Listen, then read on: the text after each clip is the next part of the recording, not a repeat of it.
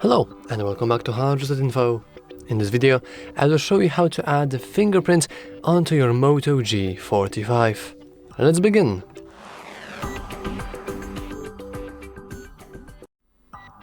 And we can begin by simply heading into the settings.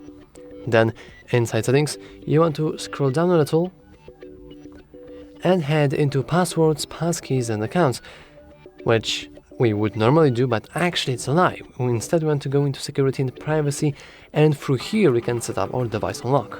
We can do that through here, and now we can go into fingerprint. And as you can see, currently a setup is needed, which is exactly why we are recording this tutorial.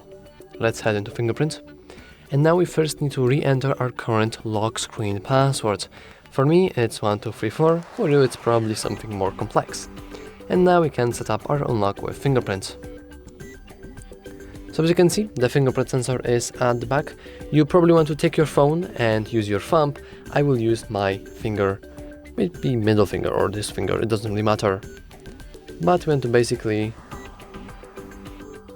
keep touching your finger, and you will notice a little animation which basically shows you the progress of recording your fingerprint.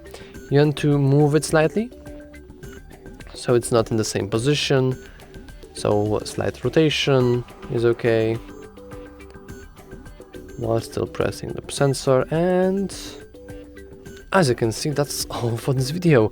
We can go with done, and now we have our fingerprint, which we can also rename. So we can head into fingerprint and we can call it Hard Resets Reserve, sure.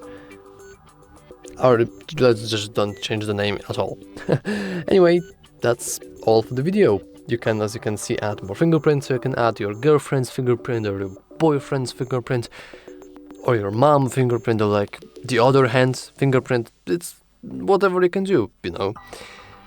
But yeah, that's all for this video. If you found it useful, make sure to leave a like, subscribe, and as always, thanks for watching.